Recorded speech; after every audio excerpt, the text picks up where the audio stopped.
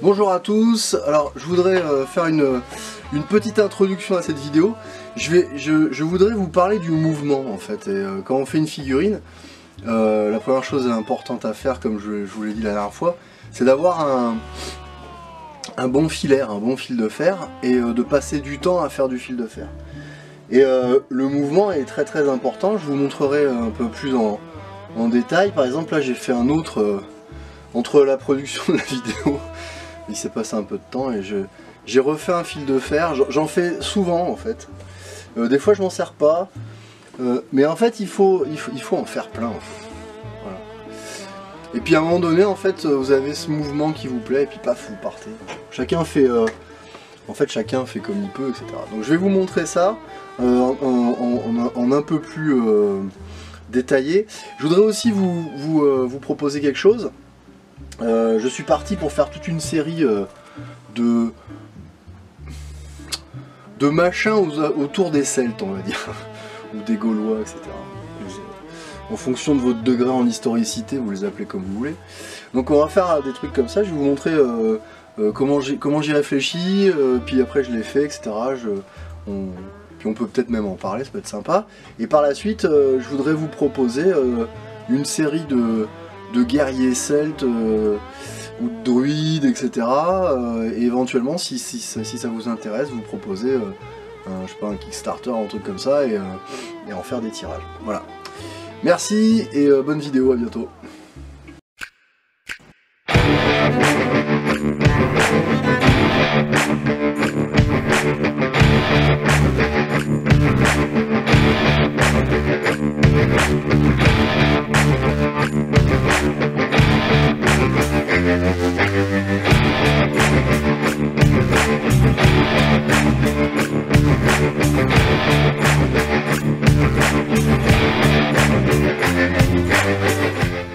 Alors, j'ai déjà commencé à faire le filaire pour la partie basse du corps, je l'ai déjà montré dans une vidéo précédente.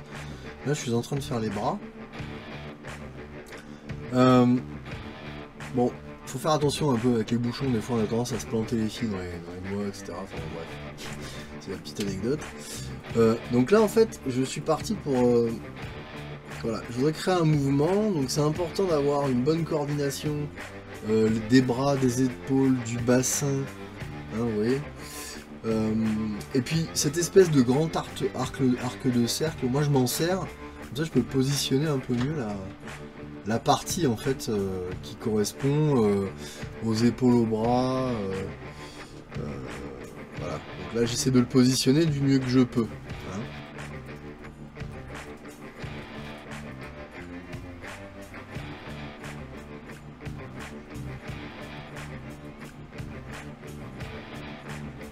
Je vais vous montrer un petit peu tout ça.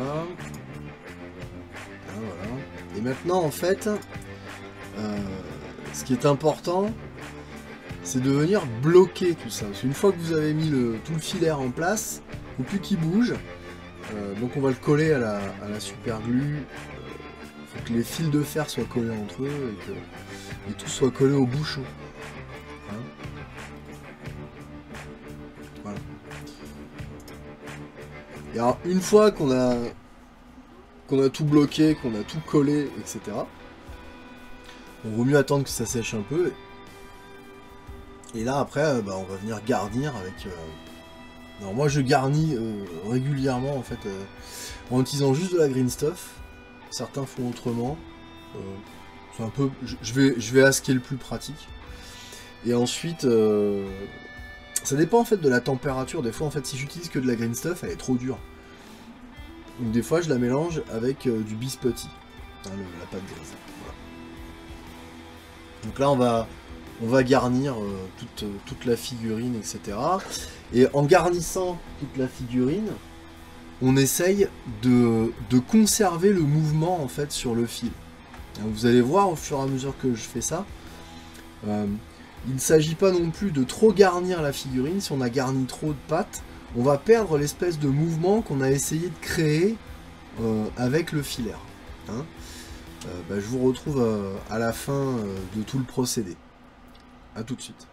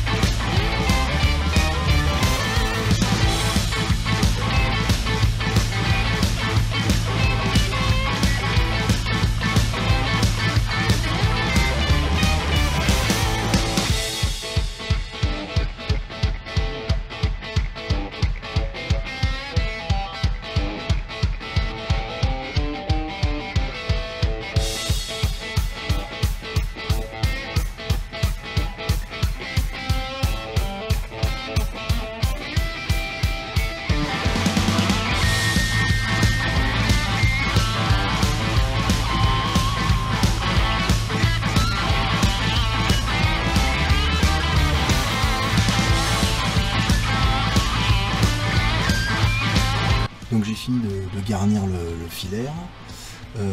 J'ai d'abord utilisé la pâte verte, là c'était donc du green stuff. J'ai certainement dû mélanger un peu de green stuff avec du biscotti. Et puis ensuite j'ai garni petit à petit en faisant des boudins, etc. pour essayer de respecter une forme à peu près harmonieuse, on va dire, et en conservant le mouvement que je voulais donner à la figurine. Donc là j'ai la base, et puis je vais continuer maintenant en ajoutant de la matière. Merci, amusez-vous bien, à bientôt.